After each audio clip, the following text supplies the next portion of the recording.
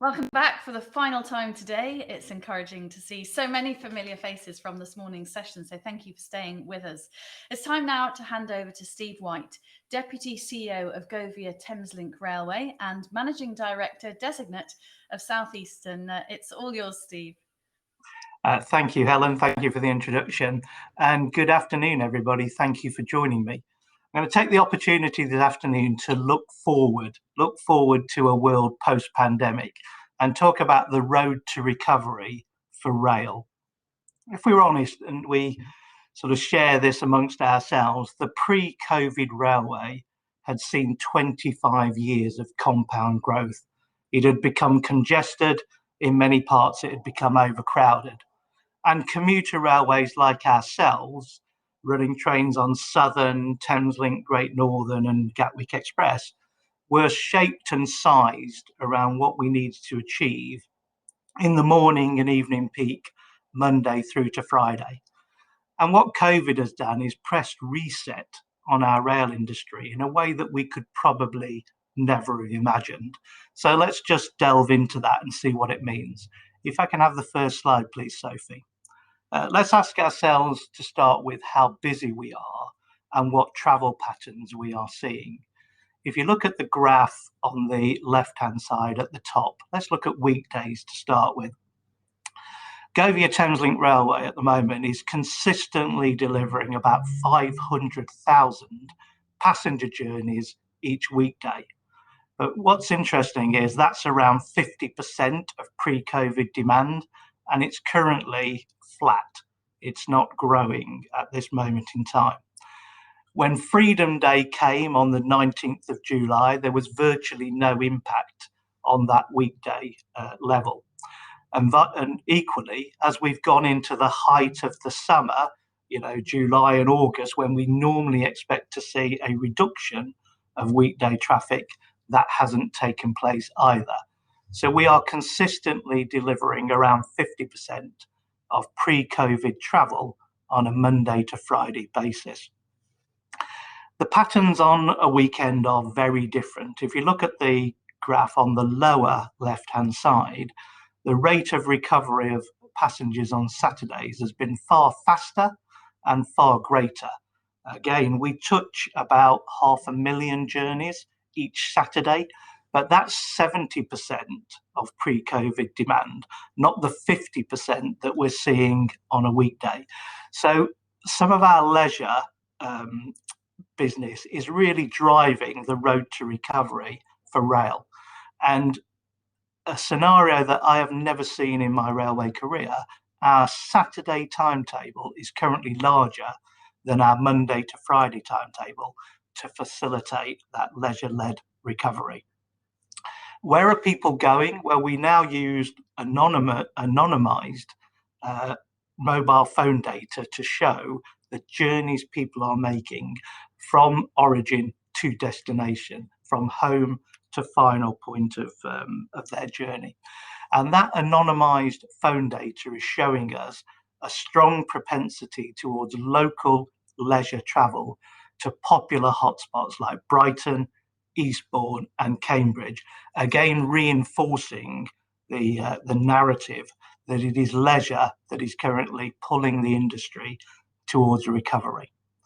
One of the other seismic shifts we've seen is in the use of barcode technology.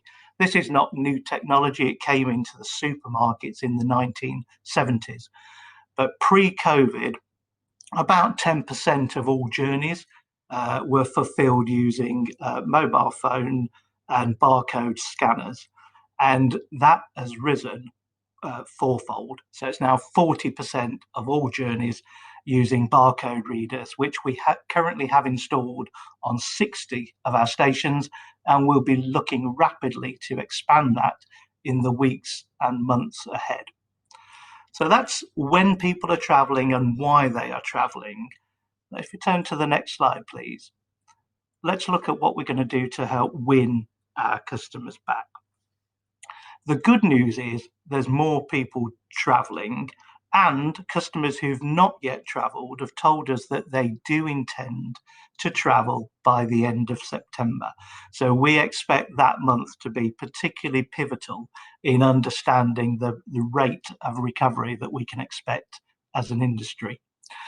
Customers who are travelling now are telling us they want a safe, clean, and an on-time railway. What's important to them now is more heightened than it was pre-COVID. It needs to be safe, it needs to be clean, and it needs to be on time. And what is the industry doing to win back customers? Well, you'll have seen two significant interventions. The first was the introduction of the Flexi season ticket. That was a product designed for the people who want to come back to the office maybe once or twice a week. That new product has been launched. And I think in September, when the school holidays are over and more offices are open and the end of the restrictions is embedded further in society, we will genuinely be able to see whether that Flexi season ticket is going to stimulate the demand for the part-time commuter that we hope that it will. The other thing you'll have seen just this week is the re-emergence of the famous double arrows in the national marketing campaign called Let's Get Back on Track, reinforcing the joys of train travel, to reconnect with loved ones, to explore the countryside, to just enjoy the experience of train travel. So the national marketing campaign is in full flight this week and is intending to stimulate that leisure recovery and help us pave the way towards recovery. So very encouraging to see that now in flight on our railway. If you turn to the next slide though, please, Sophie, that's not all we are doing. If you take a railway like Thameslink, it's got fabulous digital age, technology-enabled trains. It creates journey opportunities that were unimagined 20 years ago. You can go from Cambridge to Brighton and Peterborough to Gatwick, with that north-south connectivity, to rival what Crossrail will do on an east-west basis. So Thameslink, as an example, is a wonderfully functional railway. It's even on the tube map now. But if we're honest, it's a slightly sterile railway. Our livery of our trains is grey and white. And what we wanted to do was to sprinkle a bit of fairy dust on our railway. So we've been really busy in lockdown working to improve our stations, sprinkling some fairy dust, as I call it. And we are close to completing over 1,000 station schemes that have been specified by local user groups, stakeholders, and customers. And some of the things we've done are just fabulous. We will be in a position, having installed a further 214 defibrillators, that every station on our network will have a defibrillator. And that is available for the use of the local community, as well as for those who are using the railway station. We have introduced 1,000 extra cycle spaces as we promote active travel, walking and cycling alongside the use of the rail network. We've installed 3,000 additional seats, which my marketing team show is as many seats as you'll find in the Royal Festival Hall. We've got 200 pieces of community artwork that have been installed on stations, all of which are original, all of which are innovative, and they help really transform the ambience of many of our stations. We've refurbished 90 different toilets across our network and installed 1,500 square meters of refurbished waiting rooms and canopies and shelters. All in all, 1,000 improvements to our stations, ready and waiting to show our customers as they come back to the railway. We've also been very busy on our rolling stock. We use Electrostar trains on Southern, Gatwick Express and Great Northern. And Porterbrook, the owners of our trains, have invested £55 million in a scope of work which we are delivering, making benefits for these trains for our customers. Things like LED lighting, which really do transform the interior ambience of the passenger saloon, real-time information screens to show customers future journey options, and the real-time delivery of our railway. And what every customer wants, 3-pin sockets and USB charging sockets to keep those mobile phones topped up on the journey. So fabulous work being done to improve our stations and our trains, ready to welcome customers back as we move through the national marketing campaign. If you turn to the next slide, we're also adopting a different approach to engineering work. If we accept the premise that leisure travel will be more important than ever before, then our weekends are going to be full of special trains carrying more customers to those destinations like Brighton and Eastbourne that people want to travel to.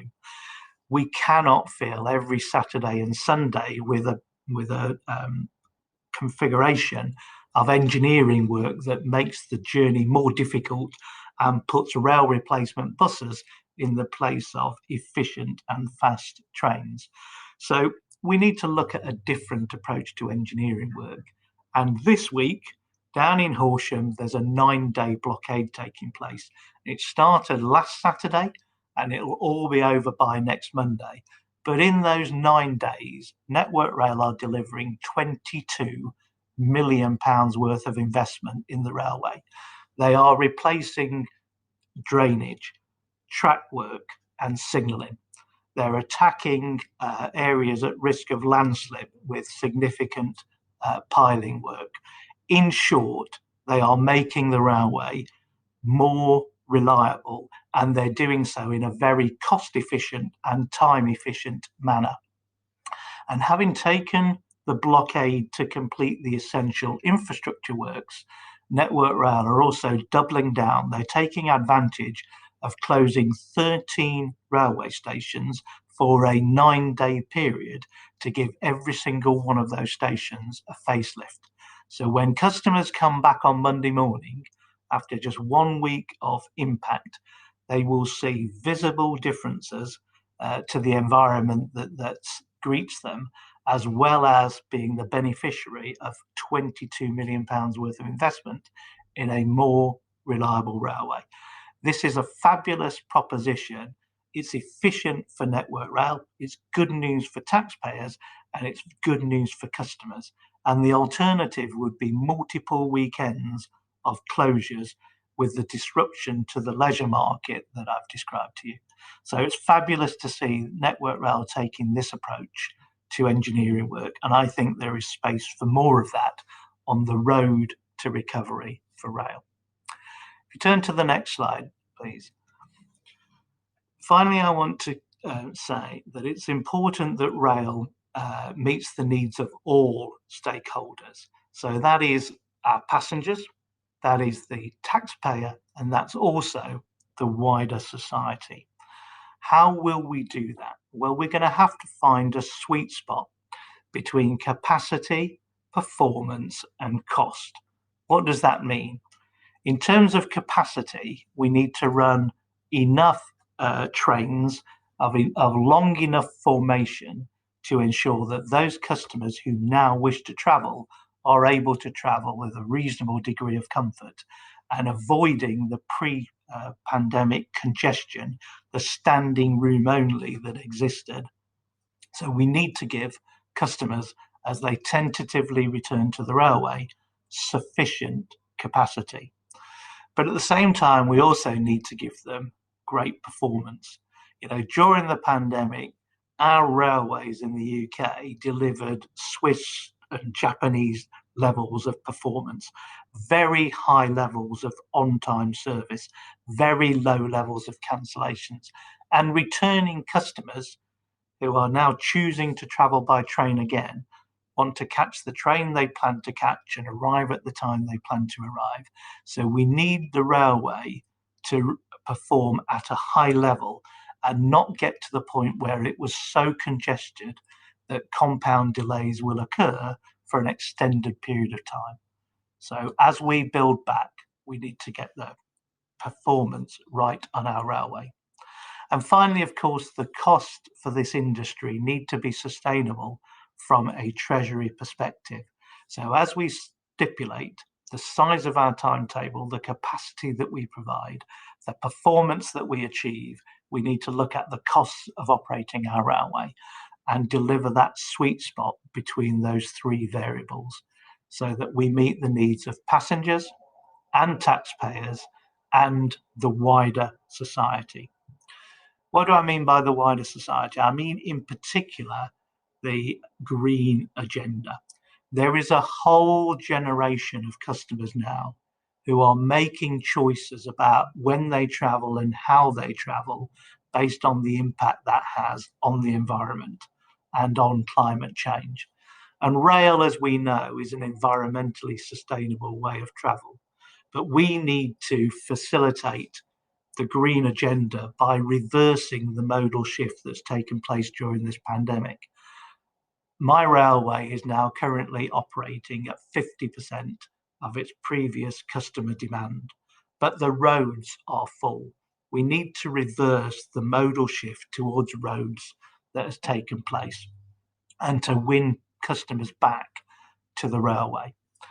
We also need to ensure that our railways are natural partners with active travel. Public transport, buses and trains goes very well with active travel, walking and cycling. And if we make that easy, for instance, with the 1,000 extra cycle space that I described earlier, there is a win-win there for a green economic travel program. The other thing we want to do is be friendly towards electric vehicles. There's a photograph on the slide of Hatfield Station with our Secretary of State, Grant Shapps, where we installed 27 electric vehicle charging points so that people can take the electric vehicles to the local railway station, confident that they can be charged and then continue their journey in an environmentally sustainable way. So a green recovery is part of the road to the future that we want to take out of this pandemic. Within the Go Ahead group, we have launched our own climate change strategy. It's an ambitious plan to reduce our emissions by 75% in the next 14 years. So by 2035, a 75% reduction in our emissions. We also want to remove all diesel trains from our network in the same time frame, and we've committed as a business to being a net zero business by 2045.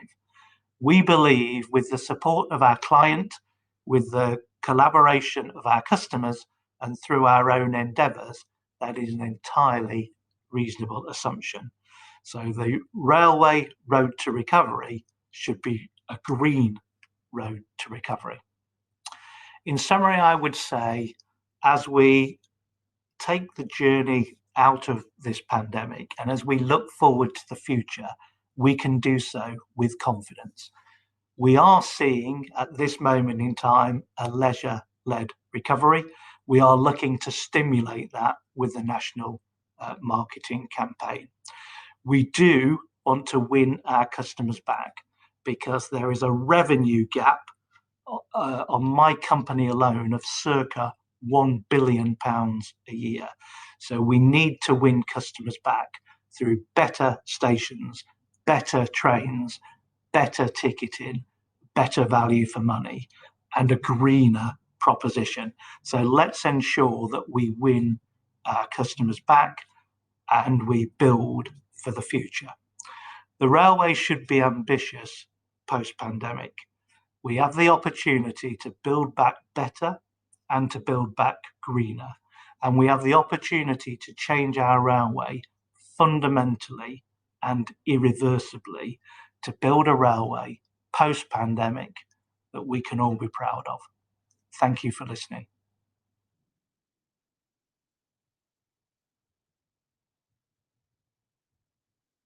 actually from the audience there. We had a lovely message from Glyn welcoming all the different changes and the pixie dust that you sprinkled on your railway system, and asking whether your EVs, whether you can just turn up and use them or whether you have to book them. I'm not sure whether you can still hear me. If you can, maybe you can reply to that. And also Roy was welcoming the fact that engineering works won't be focused at the weekend. The fact that you're driving to more of a European system, which is a 7-day railway. You've probably popped off now. So thank you, though. It was good to have you with us. And thank you very much for your time today. So, as Steve's gone, let's move on to our final panel of the day, the digital experience. This debate will delve into the wider adoption of smart technology across UK rail, including the integration of IoT, Internet of Things, to create a sustainable future and satisfy customer needs. IoT can be adopted within the station, on trackside equipment and rolling stock, and aid efficiencies. This interconnection between technologies over the internet allows each system to send and receive data. In very basic terms, allowing the technologies, if you like, to talk to one another. The introduction of GPS-led information systems is equally important in rail to deliver on customer expectations for easily accessible real-time information. Don't forget, if you have got some questions for our panelists, you can use the live Q&A facility on the right-hand side of your screen. So let's turn this into a chat. Here to look at transforming the passenger experience in the midst of the smartphone era are Liam Henderson, Chair of the Rail Innovation Group, Professor Clive Roberts, Professor of Railway Systems, Head of School of Engineering, Director of the Birmingham Centre for Railway Research, and Education Lead for the UK Railway Research and Innovation Network, University of Birmingham, with the longest title in the world, and Chris Lane, Head of Transport Innovation, Transport for West Midlands. Welcome to all of you. It's great to have you with us. Liam, I just wondered if we could start off with you telling us a bit about the Rail Innovation Group and what it was really born out of. I'm well aware that lots of people in our audience will be very familiar with your work, but just for those who might not be, will you just give us a sum up? Yeah.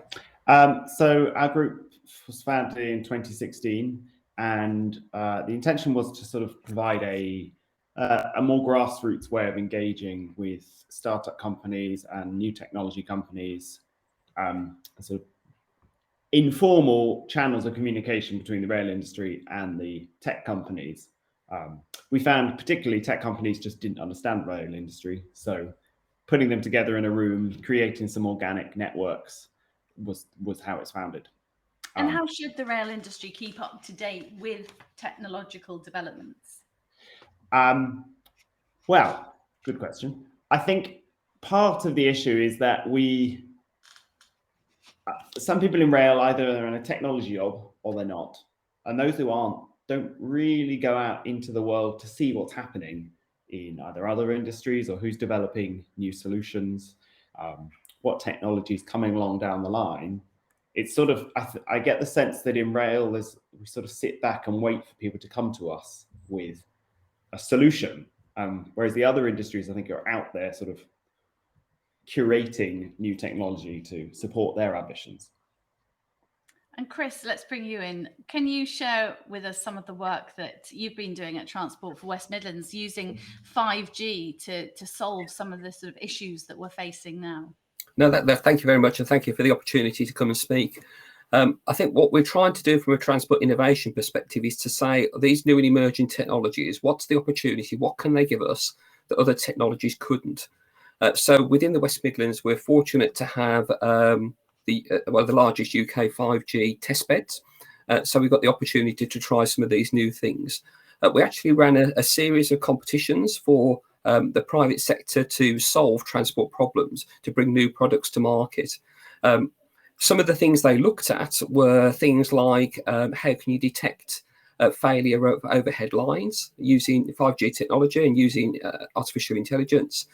Track faults, how can you understand those? But probably more passenger focused, we looked at how can you understand the sentiment on a vehicle, on a carriage. How can you work out there's a problem going to happen before it happens?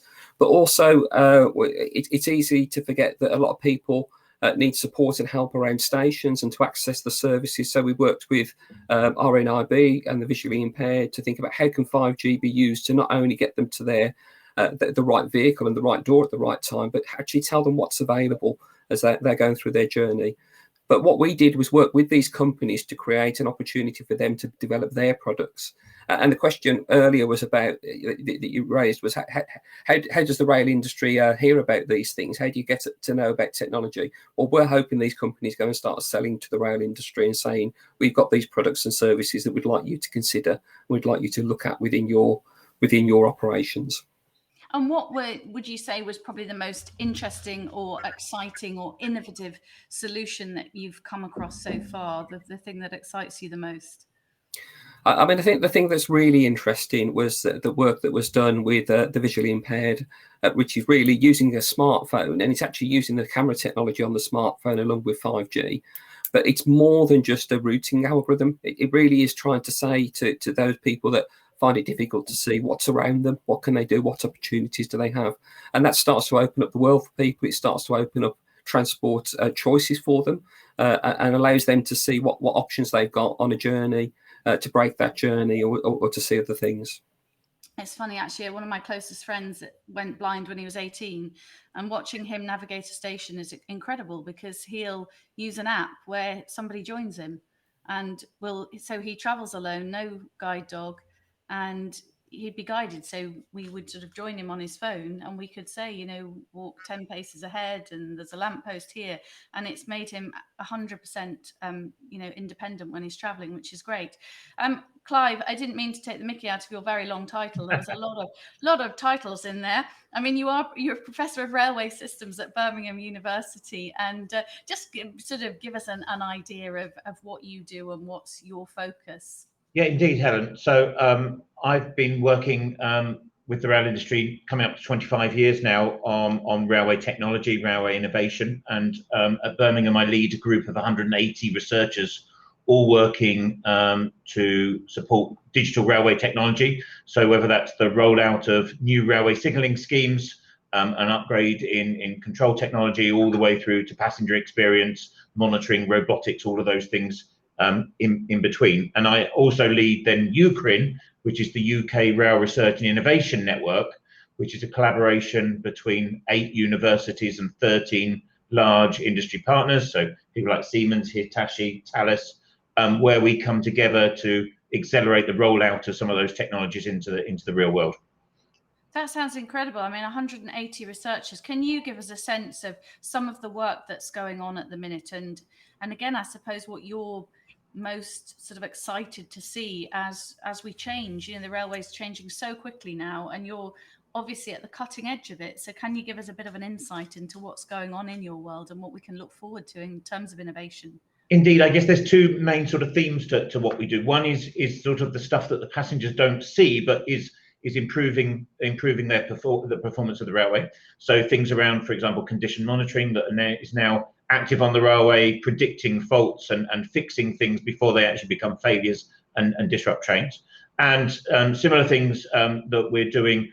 For example, we're doing work with HS2 at the moment to make sure that when HS2 starts operating, the service is resilient to small disruptions. It will provide a robust service to the passengers. So that's the sort of, if you like, the techie engineering stuff behind. But then we also do a lot with passenger experience, and you directly in terms of how we interact with the passengers. So UCRIN is just moving forward to launch a new centre of excellence in passenger experience, which is a collaboration between the universities of Cambridge, Birmingham, Nottingham, and Southampton.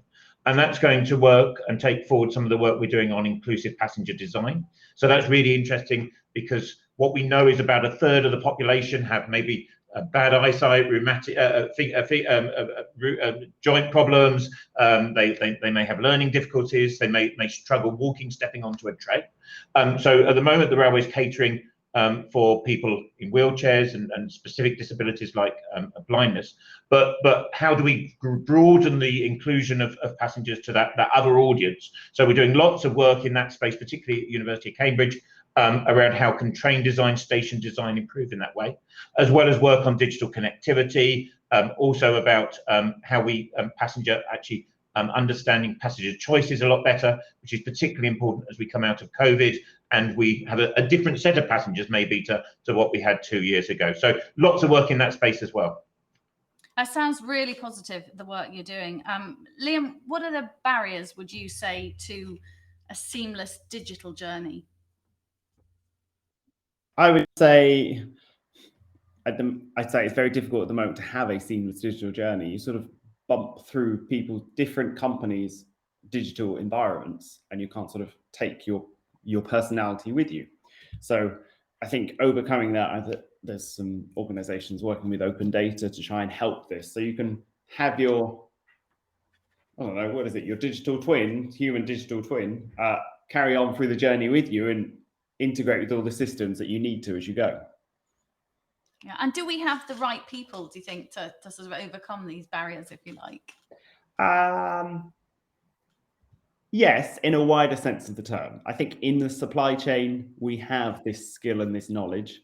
I think we need to pull on our tech supply chain to sort of question us or bring in some insight, rather than keeping them at arm's length. I think they're the experts at this type of solution development.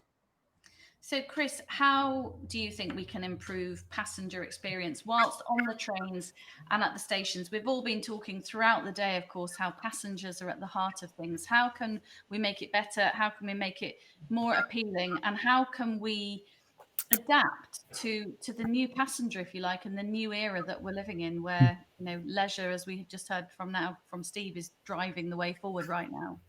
Yeah, I think it is. If I can build from where Liam left off, really, in terms of sort of the seamless journey, you want to remove friction for the passenger. And one of the ways we're doing that in the West Midlands is we're developing mobility as a service solution that links not just the rail network, but other modes. We've talked about electric vehicle charging, I think, in the previous discussion. Cycles, e-scooters are everywhere at the moment. And an individual doesn't want to have to think about, okay, I'm on a scooter, now I'm on a train, now I'm on a bus, now I'm on a taxi. They really want that seamless, frictionless journey. So we are working with the main rail operator in the West Midlands. We're looking at how we can make that on an app, a single solution that will take you through not just your journey to the station, but the trip itself, and then at the other end. I think the barrier or challenge in that is that whilst you might be able to get it to work in the West Midlands, there's a lot of collaboration to start to see this working across the country. So how can we get this to work on a broader level? So if I'm going to Manchester or down to London, that I also get a seamless journey in those locations as well. Clive, you're nodding away there. I'm guessing the seamless journey is something you've looked very closely at with the Yes, work. indeed. And it's obvious, we all know from travelling that the sort of transition points are the bits where there's risk and where we get concerned and how we have to change trains or change modes. And there's obviously things we can do around designs of stations and accessibility and all of those sorts of things. But the big step change that we have at the moment is how we can use data better to inform those decisions.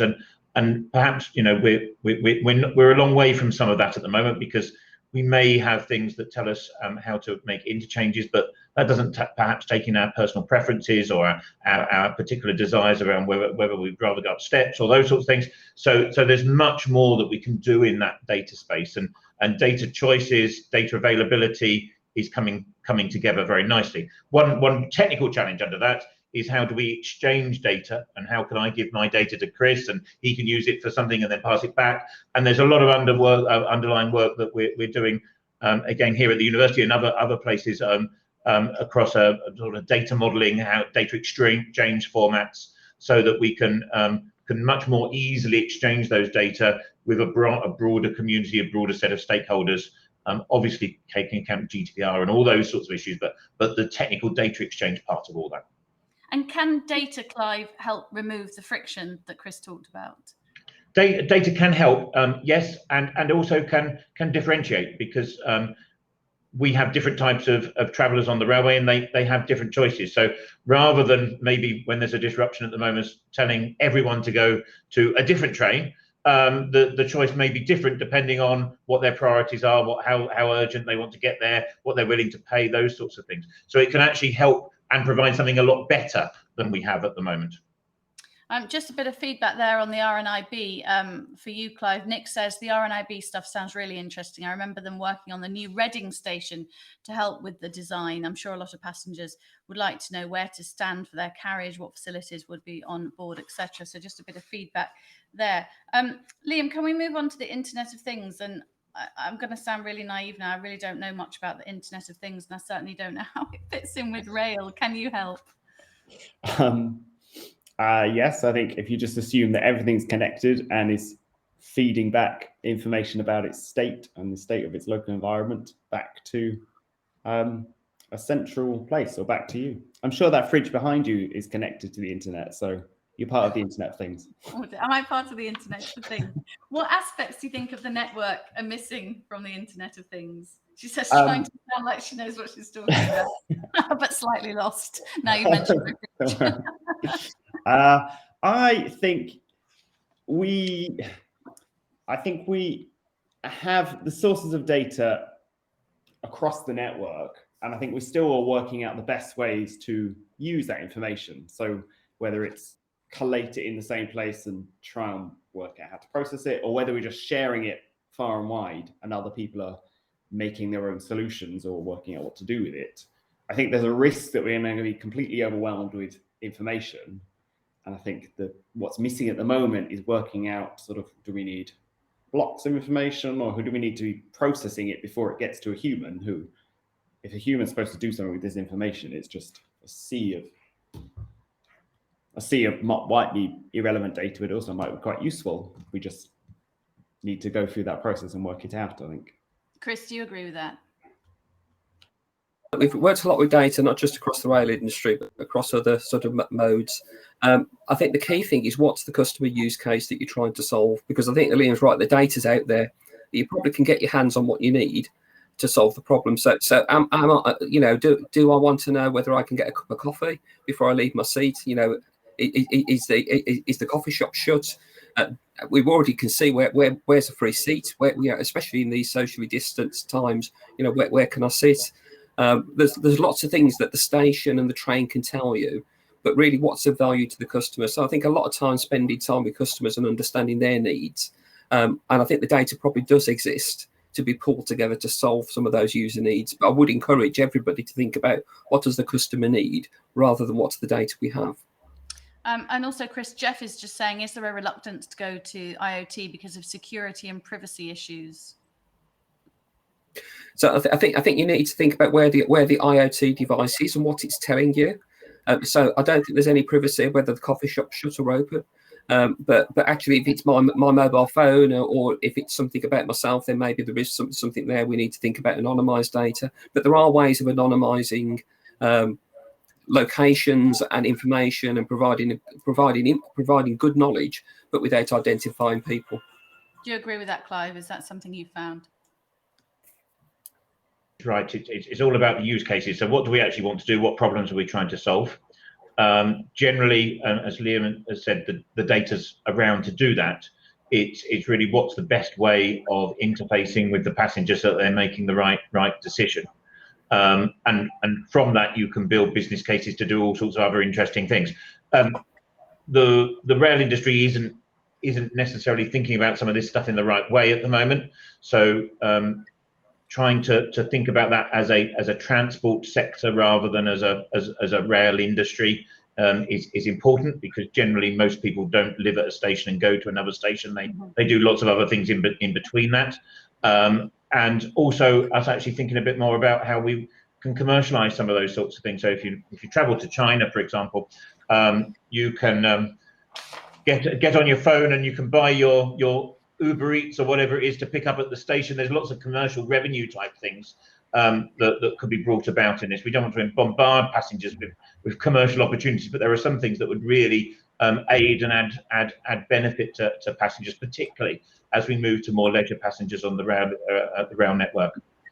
I've noticed that's something that's starting to, or about to come in at airports, actually, that you arrive back from your holiday and there's a locker And you put a code in, and there's your milk and your eggs and your bread. You know, we all come back from holiday, don't we? We've never got anything in the fridge. My fridge is starring in this debate. I'm just wondering, Clive, I mean, obviously you're working, well, as everybody is on our panel today, you know, you're working with some big brains, but how do you make the connection? How do you engage with passengers? I realize some of the people you're working with are obviously passengers themselves, but how do you get out there to the public when you're coming up with solutions to make sure that you're talking to people and finding out what it is they're wanting? Yeah, so we work with organisations like Passenger Focus. We also do our own sort of groups to engage with passengers. On our teaching, we teach around ergonomics and human factors, so that as part of that, our engineers know how to ask the right questions. And of course, we work very much in partnership with the train operating companies, organisations like Transport for West Midlands, who have a more direct relationship with the passengers. So yeah, lots of instances of that. And as you're perhaps suggesting, is incredibly important that we bring passengers into the decision making, and particularly the requirements. These use cases, we don't do stuff to passengers, we do stuff with passengers in order to get the right solutions. And Liam, does the rail sector, do you think, have equally high expectations of itself as the passengers do? I'm probably going to just discussion. Going back to Clive, it's what Clive just said as well. We're working with the passengers, but are we making sure that we're working with the people who aren't even choosing to use rail? How are we going outside our own environment to speak to potential passengers? I think because we work in rail, we're never going to have as high expectations because we understand why things can't happen yet or are slow to happen. So just ask any passenger who moans on Twitter, and you'll certainly see that they have a much higher expectation than we have.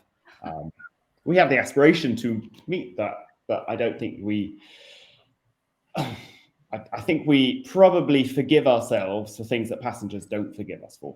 Yeah, I think as well, you're right about the passenger numbers. I'm just thinking this takes us right back to the beginning of the day when we had our keynote speaker, Rufus, who was saying that, you know, rail's barely back at 60% of the pre-COVID numbers. Leisure now is more than 70%, and commuters are scraping in at just over 30%. So we mustn't forget, I suppose, when we're thinking of innovation for the railways, of the people who aren't using the railways and how we can get them back.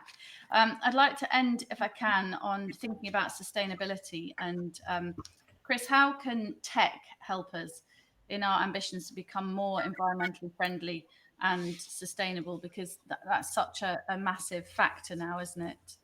It really is important, and I think most regions have now declared a climate emergency and have set stronger targets than the government have set, and I think it's the same in the West Midlands. And I think what we're looking to do, what we have to do, is behaviour change. So you could think about the technology. I'm not an expert on trains, so I'll leave that to others in terms of how they run.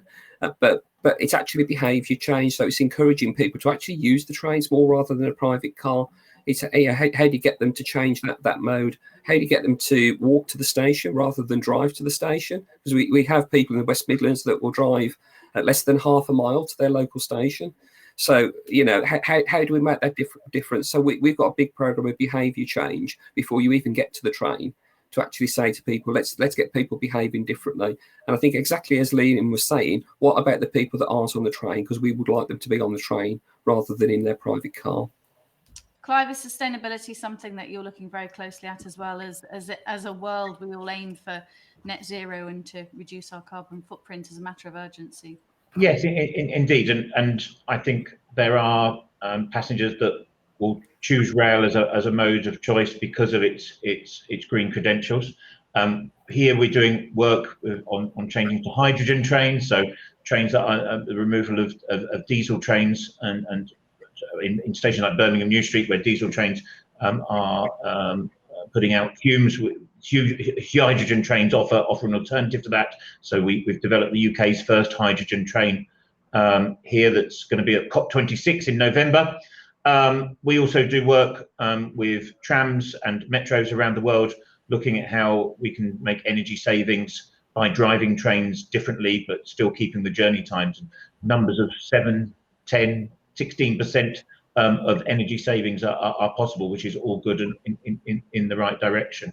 I think if I look at my students here at the university who generally don't own cars and are public transport users, they are they are good examples of people that are used to using public transport, and we tend to migrate off of them because it doesn't meet our needs. And I think really we need to identify why those migrations are away. And if you again look internationally, so countries like China, where they've built a big high-speed rail network, there is available income, but people aren't buying private cars to travel because the transport infrastructure is becoming in place. So there's a lot to do in this space that can help us, I think.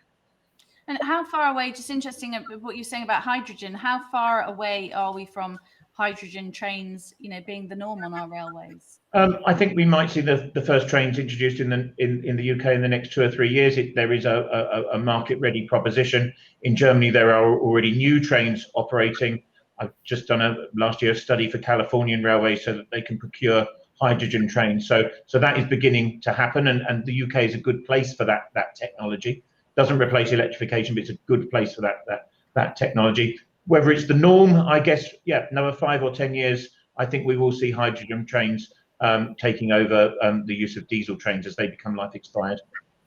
And looking into the next 5 to 10 years, Liam, just as we sort of draw to a close, looking to the future, what are your sort of hopes, aspirations for our rail experience over those next few years? We've talked about so many innovations today. What will our rail network look like, do you hope?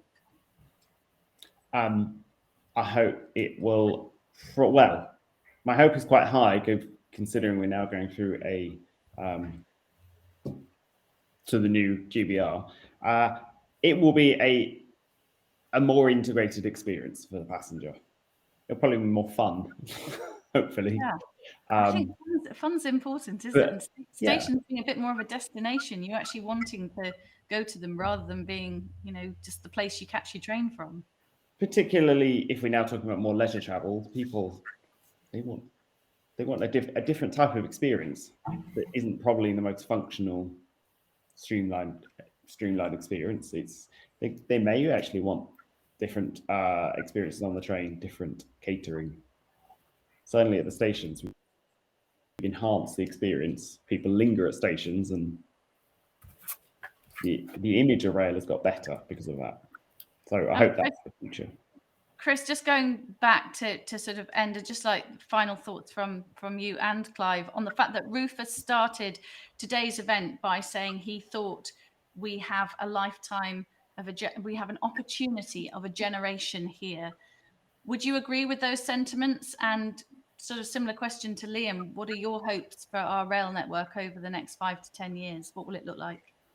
So for me, yes, I do think we have an open window, if you like, an open door to go through at the moment in terms of making a significant difference.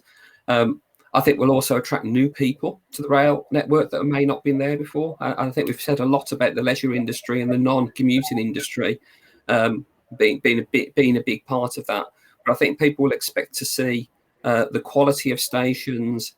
Liam talked about, and you talked about, stations to be fun. So I think the rail experience has got to be a lifestyle experience for them. It's got to be part of something they do and enjoy and want to be part of. It's not got to be something that you have to do. So I think we really do have an opportunity to transform our rail industry as we move forwards. And do you think we do, Clive? Is this a real opportunity to make that kind of transformation? Yes, I think there is. I think there's a huge opportunity here. I think that there's actually an international opportunity as well, because the things that we're experiencing here in the UK is not just a UK-centric problem. It's a problem that the whole world is experiencing at this time. So if we can get ahead of this, we do two things. We have a better experience for our passengers travelling around the GB network, but equally our supply industry can export those sorts of technologies, know-how, capabilities internationally as well, and that's a really big prize for us all. Well, thank you all so much for being such engaging panelists and bringing so much to our virtual table. It's been great to have you with us in a fantastic way to end the day. So thank you very much to the three of you. And with that, we draw to a close on a fantastic day of guests and networking across our RTM 365 platform, covering all aspects of the passenger experience. As mentioned throughout, all of today's content will be available to view on demand within the platform at your leisure within the next 24 to 48 hours. And do remember that our networking tools remain open year-round with an ever-growing community of registered innovators. I hope you've enjoyed today as much as I have. I look forward to seeing many of you back again for future events we're hosting throughout the year, and perhaps bring some of your colleagues with you to the next one. The next one is covering the green light on clean rail, and that takes place on October the 21st. If you're a winner in our gamification challenge, the RTM team will be in touch to discuss your prize options. As a reminder, those in first, second and third on our leaderboard have the choice of 3 prizes of equivalent value. So you can choose from Amazon vouchers, a donation to a charity that means something to you, or you can plant an equivalent number of trees. I don't think you have to physically plant them yourself, by the way. Separate to gamification, today's event was CPD certified with 1 CPD point earned for every hour of content watched. We'll collate this information and then distribute the CPD certificates. Before we go, I'd like to extend a special thank you to our brilliant team behind the scenes at Rail Technology Magazine, who, believe me, have worked tirelessly both today and in the run-up to ensure that we could put on such a great event. I think we've all benefited, I certainly have, from the hard work that they've all done behind the scenes. So from me and everyone at RTM 365, thank you for attending today, giving us your time and attention. It's been a pleasure to have your company. I'll see you again. Have a great evening. Bye-bye.